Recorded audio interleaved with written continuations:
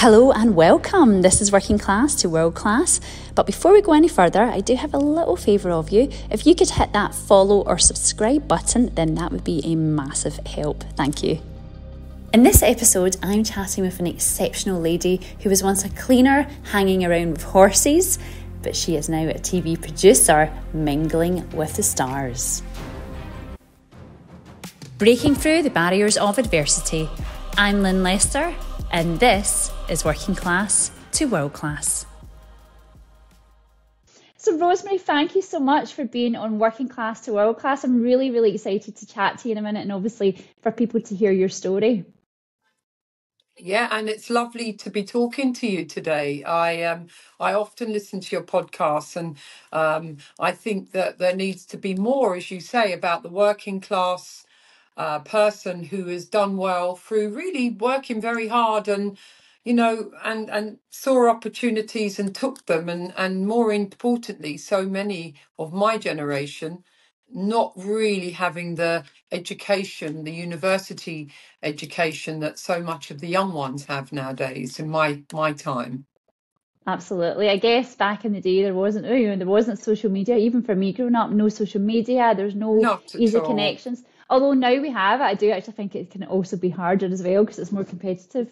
But I'm sure we'll get to that. But for now, for you to sort of set the scene, I would absolutely love for you to, and I can't wait to hear how you're going to describe this because you're a really interesting lady. But how would you describe who you are and what you do?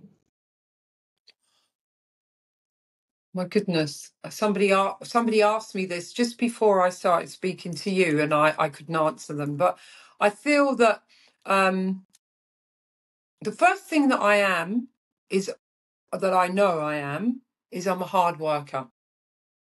I always feel that if you're a hard worker, and no matter what you're doing, whether it be a cleaning job or running a production company, if you give your all, that's always been my whole outlook on life, is giving everything no matter what the task was in question. So I think the first thing that I would say, because I come from a stock of hard workers, been Irish immigrants over here in the UK, my mum and dad. I had that kind of doctrinated into me that if you worked hard, you got on. You know, there was no Yeah. other way out of it. So I think the first thing I work very hard. I am not a 9 to 5 person. I'm a 10 till 10 person. So that's, or maybe later. And also I am a person who um, enjoys very much hearing people's other side of it and their life stories, which has been a lot to do with my work, with my TV shows are all centered around people's stories, whether that be from Living the Life show I did, Power of Women series, Driving Force. It's actually hearing people's life stories, which I love to hear. I suppose if you look at the work I've done in any of the shows that I've done 127 TV shows for Sky, ITV, Channel 4. They have all been based around, I'd say a good 80% of those people that are iconic, whether it be in the world of sport, entertainment, um, whatever, commerce, they've all mainly come from very humble backgrounds, the ones that really made it to sort of independent women and men. And I think that's what I enjoyed doing mostly, was listening to their stories. And I really feel that if you come from a background where we had basically very little, you kind of strive to think, I'm going to get out of this situation. I want to have more. Like people, when my mum was doing cleaning jobs, I'd look at the offices we were in and think, oh, I'll have that one day. Or, it was kind of that attitude. But never envious of other people. I just believed, because that we would have it. If you work hard, my mum always used to say, if you work hard, you can get on in life, and that kind of is a very old-fashioned terminology, but it's for me, it's true, very true. Yeah, I think it's so true as well. Like from my family when I was younger, my mum was, I think when I was born, my mum was like 40, in her 40s, roughly about 44. My dad was in his 50s. And that was very much their mantra. It was all about working hard, about rolling your sleeves up, getting your hands dirty. And also I get taught never think you're better than anyone, but you're equally as good as everybody. So it's almost like, and so I think that's, particularly when you come from a working class background, for a lot of people, that's I think where we become quite successful because you don't have the same barriers in your head because people are people. So it depends, I guess, a lot of how you were brought up as well as a child. Well, it's a double-edged sword to that because I've met some people who come from very humble background and they've become incredible snobs with Really? money. I have, yeah, and there's so many of them out there. But then there is the ones that made it, lost it, made it, lost it, and they've had the University of Life give them a lot of knocks. So I suppose the arrogance, or maybe when you make a success quite young in life, whatever that field of work would be, um, at times it could go to your head, or you could have a lot of fair weather friends around you, which I had in the early days, and you start to not get too much of yourself important. Suppose you do to a degree, but you maybe go off track a little bit, and then if you have a fall or you hit a stumbling block, you learn, I hope, from those lessons. It might take a few lessons, but you do learn. And I find that some of the people I know, very very successful individuals, I mean, you can take somebody like Nick Jones, who founded the Soho House Group. I mean, Nick is an incredible individual, but he was really seriously dyslexic, and same as me. But I worked on that, and I've kind of overcome my dyslexia with proper, work and focus. But I think that having a humble background, if that's what one calls it, where you really are, you do go through a lot of struggles growing up. I think it does give you, and also having a dyslexia as well, it does give you a double. Come on, there's like it's like a vision tunnel. You think I'm not going to stay here. I don't want to work like my mum and see her doing what she was doing, cleaning and all the rest of it, working knows how many jobs. So I thought I'll mimic that working pattern to a degree till I get on and get on and get on. So I suppose for me, I had when I was 19, I had my daughter, and then I got 6 cleaning jobs to get my first business, and then went on and started my first business. Didn't know anything about business, but I started it, and then one thing led to another. So you succeed, and I found that most people that have come from a similar background to me, because they weren't really have entrepreneurial role models in their lives, that they didn't really have someone that they could sort of now have as that role model. I mean, they learn a lot from other people. Some maybe it be from something they saw on TV or read about, and then they evolve that part of their personality, could see in others that came from something similar, or what worked, what got them to where they got, and coming from something very maybe not going to university. As I said, I didn't go to university. I left school at 15. I went to work with horses. I was a stunt rider, and then I came back into London. Coming from central London, I was brought up in Covent Garden. Before it was, expensive to live there. It was quite the opposite when I was a kid. It was like fruit and veg market and barrow boys.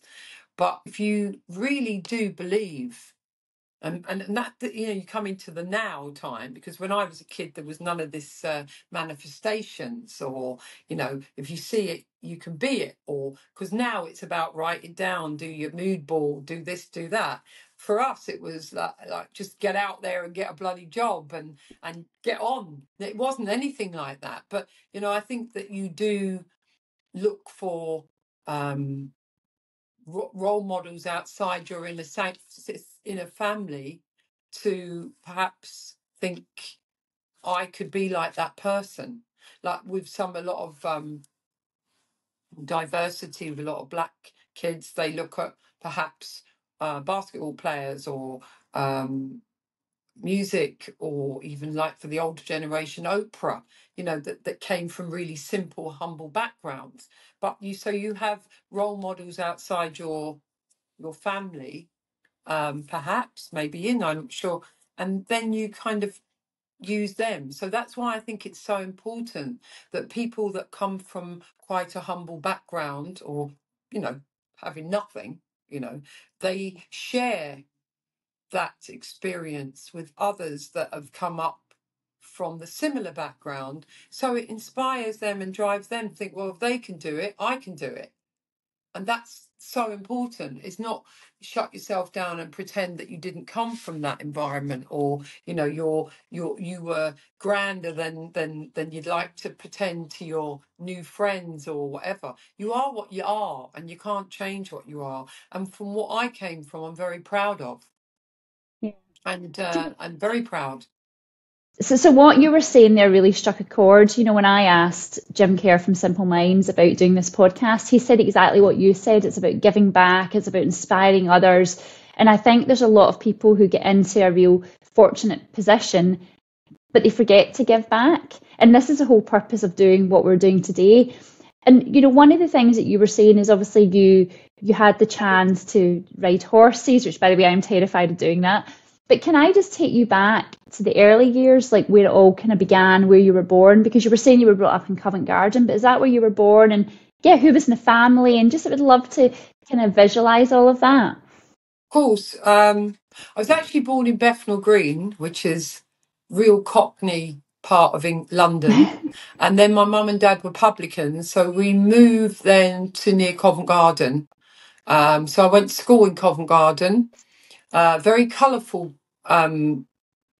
childhood, because been brought up in the West End is a very, very different place and unique place to be brought up in, because it's the centre then of the capital of the planet, apart from New York. And my father's pub used to see all different types of thespian types, and we had fruit and veg people. We had a whole mixture of colourful people come into our pub. And also, for me, playing out on the streets of Covent Garden when I was a kid was very different than what Covent Garden's now. I mean, when we were children, Covent Garden on a Saturday and Sunday was closed. There was no traffic because they were all fruit and veg shops. So it was closed. It was empty. The streets were empty. And it was a real community. I went to the local school, which was right in the middle of Covent Garden, and it was a Catholic school run by nuns, and they were very strict, but they were really good, actually. So I know a lot of people think that the nuns are very strict, but these nuns were very kind to me personally, and helped me a lot.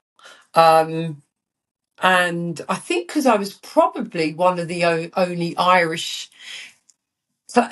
families in there. They're all really Londoners, and all the nuns were Irish. So I think my dad was a local publican, so they kind of had that relationship with my dad being real Irish, and he always used to give donations to the raffles there, like a bottle of whiskey or whatever for the schools and things. So they really did take an interest in me, which was good, because I had learning disabilities which weren't recognised then. You were just thick, or you were a dunce if you had dyslexia back then. So they were really good. And I moved on from there, and again went to I had, like, my mum. We had a pub, but my mum had loads of cleaning jobs. So instead of going to school a lot of the time, from about 11, I'd go and help her with the cleaning jobs, and I'd get really good pocket money. So I didn't care, because it wasn't really a thing. So I was really earning money early in my 11-year-old. I was earning quite a bit of money, because I was, even then, I was I'm OCD, by the way, so I loved cleaning. So I really used to help my mum. And we used to have fun. We really did. I'd get up at 5 in the morning, come back, have my breakfast, and then, whatever. I can't really remember. But it was a very... it was a very interesting childhood, let me tell you that. I mean, my dad and my mum were both very Irish, very volatile in a lot of ways. So we did see a few clashes between them. But it wasn't even recognised back then. People just did that. People just did argue. There wasn't anything where you had social media where you had all this kind of support of self-awareness and what was good and what wasn't good and what you should accept and what you shouldn't have accepted as a woman. You just you married someone and that was it, But so we had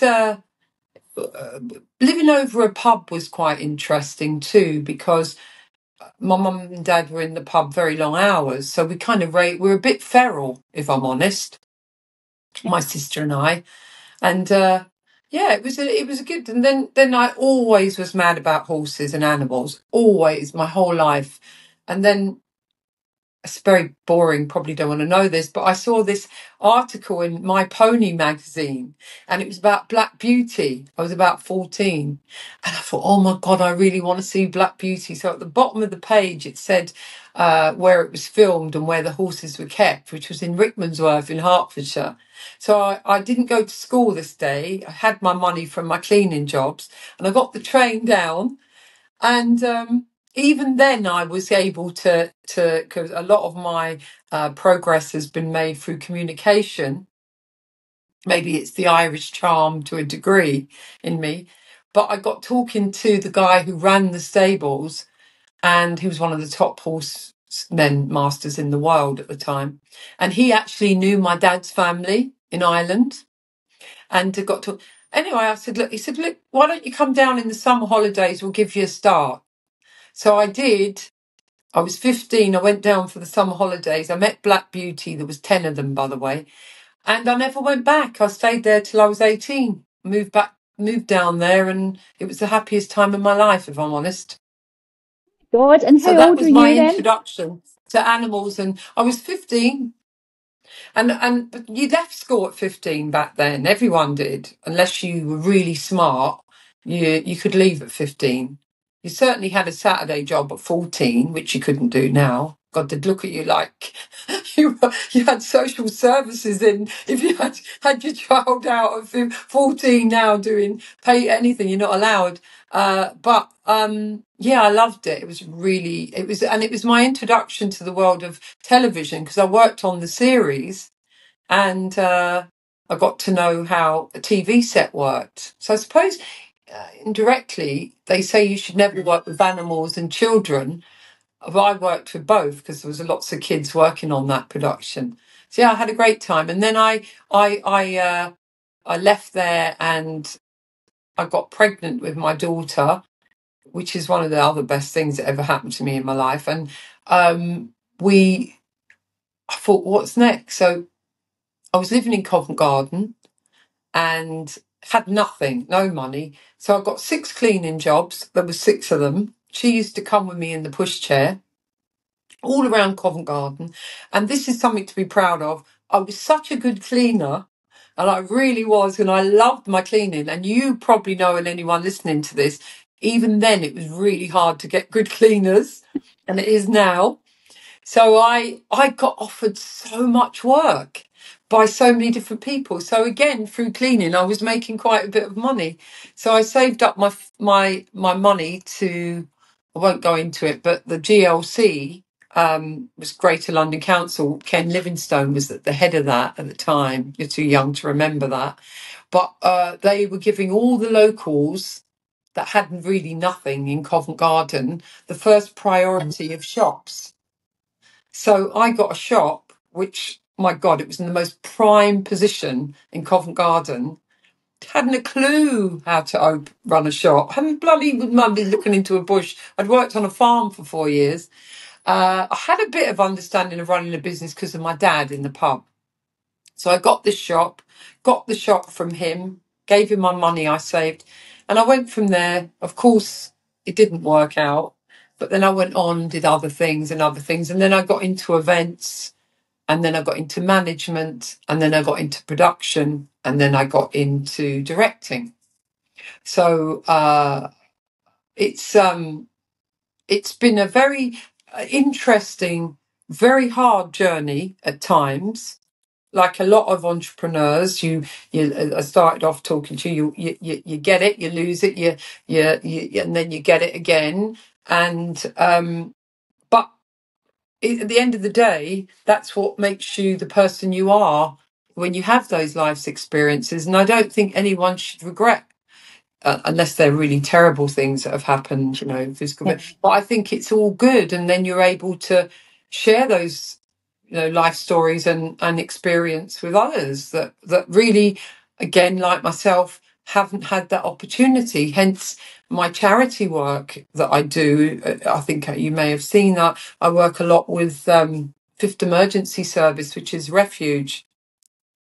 I'm an ambassador for them, and they, to me, are the real unsung heroes of women for women's rights. I mean, you can get all these women, no disrespect, every woman that campaigns for women's rights is incredible. But when you have women that work frontline every day, taking 6,000 calls a week or whatever it is from women that are fleeing some form of abuse, whether that be physical, mental, financial abuse, to me, they're the people that really deserve to be written about, to be respected and saluted. They really do a great job. And then I work with the Jane Goodall Institute, which is on the other spectrum of looking after animals. So that's like my dream as well. So I'm a trustee on that, and I work a lot. I'm very blessed to work with Dr. Goodall. I think some of your listeners will know who she is. She's also a guardian of the planet, and she is an unbelievable spiritual being, and she does great work for our animal kingdom and for our planet in general. So I have a great role model there with her, and then I have a great role models with Refuge, with those women. So you bring them powerhouse women together. It's constantly learning for me, constantly learning how to try, and this is something that people don't say a lot, is I try really hard to be a better person and to evolve from being maybe in the early years, when one comes from things where things are very tight, you kind of hang on. You're a bit fearful that it might go, or you might lose it. You think, I could be poor again, I might have nothing again, and that drives you. And sometimes we do things that are not ruthless, but that's what makes different people successful. I don't believe anyone that is really, really successful has not made very selfish decisions in their life. They must have done, because you have a plan, and if you want to get to the very top of that plan, whether it be as an actor or whether it be in business or whatever, you have to be very focused, and to be focused, there has to be people pushed away along the way of what you're intending to achieve. I think in my latter years, I've learned that that's not a way that you necessarily have to be. So when you hear people say, oh, she's a really tough woman, or he's this and that, I really don't think one has to be tough. I think one has to be assertive and kind. Kindness is the most important thing that makes us, strong or weak. You have people that are kind and people that are cruel. And we look what's going on in the world at the moment, and there is so much cruelness going on and disregard for human life. Nobody seems to be taking that it's over there, so it's not affecting us to a degree. But I feel that through my work now, and I've been through very many different roles in my work, from managing clubs to doing events to agency, managing world champion boxers to doing production, all different things. I think what I have learned is you can never get that time back. So when you're in this rush to be successful, because when you come from having nothing and you don't ever want to go back there, you tend to just focus all on that, and you just want the big prize. And that is good. Determination is a good thing. And to be positive is a very important thing. I check myself constantly. I won't entertain negativity. That's a mantra of mine. But I do think that if someone, and this is something you hear all the time, if someone wants to be successful, no matter what it is, and I really mean it, I've seen it, I've been very, honoured and not so blessed to mix with very successful people. But if you really put your mind to something, no matter where you come from, no matter what you have in your pockets, no matter what you've lost and had and gone wrong for you, you can always start again and you can always make it. Really, the most successful entrepreneurs that I've met, I'd say a good slate of them have had it, lost it, got back up, gone bust, gone back bankrupt. Look at Richard Branson, went to prison, went to this, all that. It's that's what happens. Unless you want to stay in your little safe home, which was never me. I don't think it's you. I know it's not you, but I think that you can have that dream, and no matter what it is, whether we're going back to the cleaning, whether you want to start your own cleaning company, to your own whatever it may be, agency, whatever, if you really put your all into it and research and keep learning, I think you might be a Nick Jones or some of the the Bill Gateses of this world, and who'd want to be. I don't mean Nick Jones in that, but you will find success and you will be stable in your life. And I think one of the main things for me coming here where I am now is my faith, because I never mentioned that to you. I am of faith, and I have a very strong faith which keeps me grounded, because for me, I only have one boss, and I don't have to answer to anyone. Only one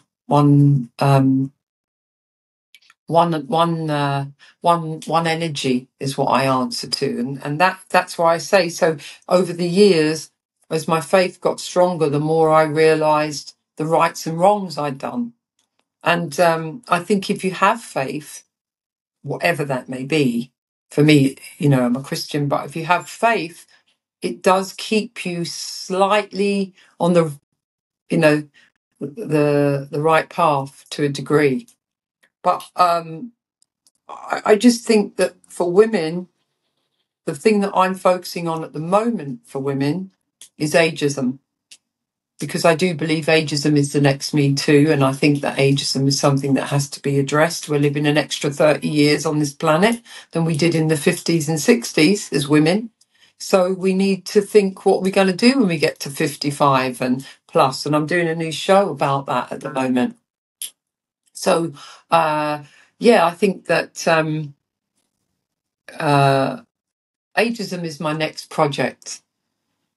So I've got... Wow, there's a lot to unpick there, isn't there? I mean, if you think about from where you started, when what you were telling us, it's like, oh my goodness, where do I go next? And one of the things I want to pick up on, and this is why I absolutely love you, is I love the fact, I love the fact that you started off doing cleaning jobs. So that resonates with me. Some of my family do that as well. And I always remember my son's gran took him to her cleaning job, and she would talk about that time when we used to sit in the dentist chair, but luckily the dentist didn't know that, and all the fun he had, like to hoover, to polish, to like that. Now he does none of it, by the way, but when he was younger he loved it. And I think from learn how to do that, I think that does instill a lot of discipline in you to keep something clean. Apart from your OCD, is really disciplined, and also learning to make a crust from a young age. So, the fact that you got paid, you suddenly then, I imagine, thought, well, why do I want to do this school thing? Because I can get money and I can have fun and I can do all these Yeah, you things. got it in one. I totally get it. And honestly, and then the other thing that I love as well, which I kind of live by now, is the fear of losing it.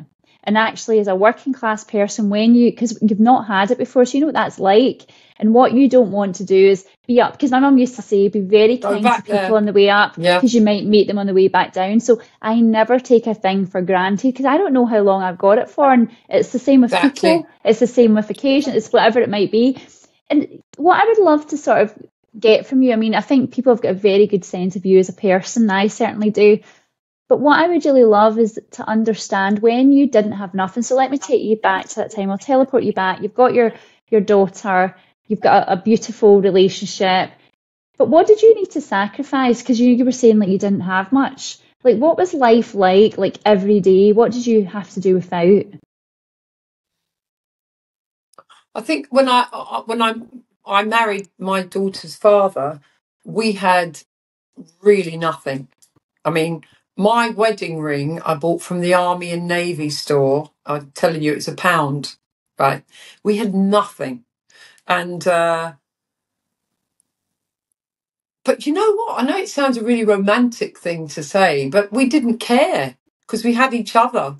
We really did love each other, and um, we had Karina, my daughter, and it didn't matter. So I think you say that what we sacrificed, but you see, when you're brought up in an environment where you don't really know much else, Mm-hmm. Yep, like you don't really know what you haven't got.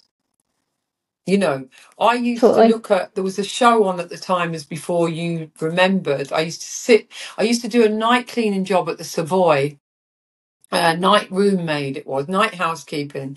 And I used to sit in the rooms and see all the lovely clothes. I was only not 20. And on the TV used to be Dallas. And I used to think, oh God, I'm in this room. And it's all these lovely chocolates that I used to eat that I shouldn't have, that were for the guests. And I was watching Dallas, and I used to imagine I'll have that. I'll have this room. I'll live that. And I actually did, things did materialize in that way. But I didn't really think we haven't got it. I didn't ever think Yeah, this was permanent. I thought we haven't got it now, but we'll have it tomorrow. And I know I can work my way out of this. I always had that work ethic that I wasn't ever, and I never did expect anyone to give it to me. And I think if you have that ethic and you think, I can no disrespect to men, my husband was a good man at the time, when he's passed now, but um, I was never relying on him. He was from Glasgow. He was he was a bricklayer. He was really good at what he did, but I never relied on him. In fact, it was probably the other way around. But I never thought, oh, God, we've got no money. What are we going to do? I thought, we've got no money. I'm going to get us out of here. Or I'm going to get that. Let me plan. Why don't I go and knock there and see, can I do? It was never, I can't. I won't entertain, I can't. I can is a better way to look at it. And love so it. if you've come from where your mum, on some days when we had nothing, used to get the meter open, again, you wouldn't remember, and she'd take the frottances out so we could get something, that was a bit of one. But even then she didn't care, because it wasn't like that. You didn't think, you thought, okay, I will. Yeah, I'm my going mum used to to. do that. My mum used to Did do she? that. So well, before I was born with my brothers and sisters, but she used to rig the meter because some of the neighbours maybe couldn't feed their kids that day, or they couldn't buy shopping in. So she would rig it, from what my sisters would tell me, but she would Exactly. rig it and she'd break the law and give it to the neighbours, but it Oh, was we were just like that that. kind of, We always, just the spirit. but did you find we used to share things more? Oh, People did share more. So, absolutely. you always knew. But if you didn't have it, you could ask someone to lend it to you, and you give it back, and vice versa. I mean, Oh, I definitely. think it still is. I mean, people still do that with their friends and everything. I know, I see so many of my friends, and some of my friends are very, very, very successful and comfortably off, and some are still very, doing their job, and they still haven't really come out of a lifestyle that makes them happy, but but they're the friends that I'd open up probably more, because they've been with me Yeah. for such a long time, and they don't care what you've got, and they'll Not at tell you all. how it is, but They're the best friends. they are the best friends. They really are. And I'm very blessed to have good friends like that tell you how it is. But I do think that, I think looking at it when we've had nothing, if you came from that real hardship, and it was hardship, we can make light of it, it was hardship. If you come from that, you always wanted to get out, you always planned. If you didn't, that's all you had was your hope that you would do Yeah. that. You had to believe. I mean, I know the sayings now with The Secret and everything, believe it and you will get it. But then if you didn't believe it, you'd go hungry. You hadn't any alternative. So we believed it. The same way that little girl saw Black Beauty and thought, I want to work with Black Beauty. So that was a manifestation, because I did. For 4 years, 4 years I went and worked there, and it was the best part of my youth. So I think you have to, if you actually sat and think, oh my God, what are we going to do? We've got nothing tomorrow. We'd think, okay, what are we going to do to get us something for tomorrow? Not Yeah. what are we negative. So that's the way, I think maybe I was brought up that way by my mum, that she was the one. So Yeah. much my dad, because I think men can be a bit more, not doom and gloom, but they cannot be as, okay, what are we going to do? How are we going to sort this out? That was my mum. She didn't even say it half the time. She just did it. Before you know it, she had another cleaning job. So we had a little bit extra. So, yeah, so I think maybe you've just answered a lot of subconscious questions, that maybe my OCD comes from being safe, because we did so much cleaning. Do you know, maybe you're probably right. Do you know what I The mean? only yeah, no, I totally get it. I mean, my mum used to like we didn't have a lot, but we were never hungry. We always had a roof over our head. The heating was on. Occasionally, we had to use a Cali gas fire, and it was only allowed on for a little while because you weren't allowed it too warm. But I remember getting up on a Sunday, and every single window in the house was open because you had to have an airy house and you had to have Because of clean the windows. Caligas thing as well. Yeah, well, just Could all because of be her, probably gas. her OCD, exactly, And do you know, the sort of sounds of it, you obviously sort of your life took a really positive direction. I think a lot of it through thought, attitude, and going for your dreams. But see, when you kind of get into the corporate world, at that time and in that era, did people treat you any differently because you were working class? So I'd love to just explore that a Yeah. little bit. I had such insecurity in the way I spoke, because I had a Cockney accent. I was a woman. Remember then, like, I'm coming up for 60 now, a woman, a girl coming from a very working class background, and not educated to a degree. I self-educated myself. I used to buy books. I love reading, and going to museums and everything, which was quite bizarre. From, my friends didn't do similar things to me. I just did it on my own. But yes, they did. But I did have my mum's feistiness in me, where I thought, who are you talking to? I'm not having this, I'm not. And it was funny, because I was speaking to a friend of mine who I'm sure you must have interviewed already, but she's a good friend, and I grew up on tracks, even though she's a little bit older than me, is Baroness Helena Kennedy. And she's No, considered probably one of the most um, incredible women for human rights and women's rights, and she's a Casey King's Council, and she's on the Board of Refuge as well. But I remember she said to me, because I did her life story for one of my shows, she came and said that she came down, she was brought up in the Gorbals, you'd know where that is. And Yeah. she lived in one of the tenement houses. There was a load of them in like 3 rooms. And her dad worked on the docks when he could get work and all that. And she said she was the one out of the whole area that actually got into university and studied law. And she came down to London. She couldn't get into Chambers because they were all very private school educated in Oxford and everything. Anyway, she got into Chambers eventually, and she used to be in court like this, and I was like that. This is how I'm mirroring it. I wasn't in court, I was in different circumstances. And she'd be listening to these fellows, she'd say, who had plums in their mouths. And because she was very, very clever. And she'd say, did he really say that? Did he actually really say that? That was so stupid. That's not actually law at all. What he's sprouting out. And I think that's what I was like. I used to sit there and not say anything because I felt, because they'd been to this school or they'd done that or whatever, I am, I'm going to look stupid. I mustn't be able to present it the way they are, or they must be right because they went to that university, or they did there, or they said.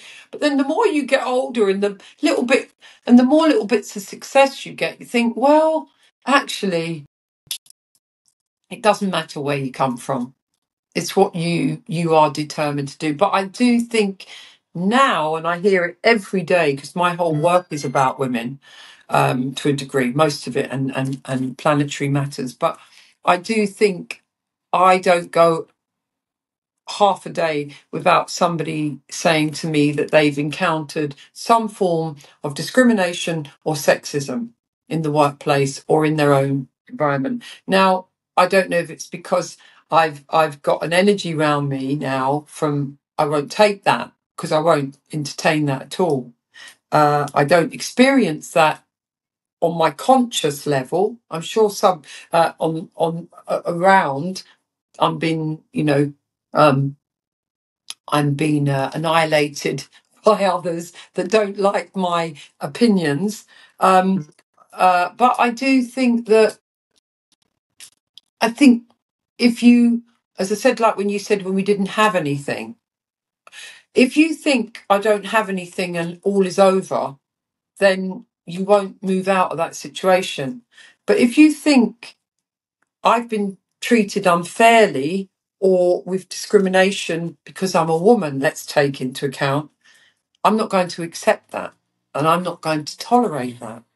That is one step further than blocking those people that are doing that to you. And you'll set an example to others that she's doing it, I can do it, you know. And that's how I work now. I suppose age, getting older, has made me that way, but I have learned that a lot of people that are particularly bullies and people that are CEOs of companies that are men that have a lot of narcissistic traits, I think a lot of them are very frightened and they feel very threatened. Because if you don't feel threatened, it's like with war. If you feel threatened, you go to war. So it's the same in the work environment. If you're feeling threatened, then you will immediately go on the defence. And I do think that, I don't think I've ever felt threatened. I think that's the difference. Yeah. Some women feel intimidated.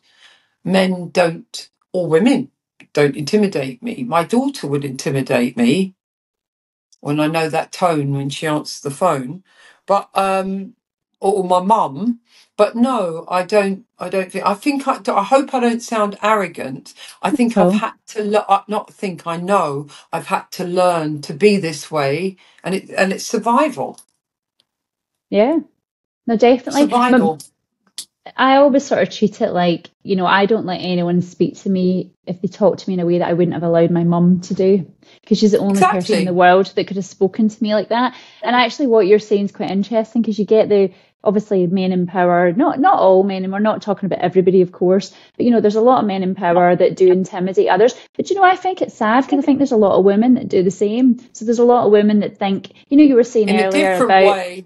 Yeah. yeah, but also they have to be like an alpha. They have to take it on. And actually, one of my superpowers, I think, is kindness. Like I share people with kindness, but not to suck up or not, but just because I genuinely am, I would say, quite a nice, kind person. But I don't tolerate fools gladly, and they're two very different things.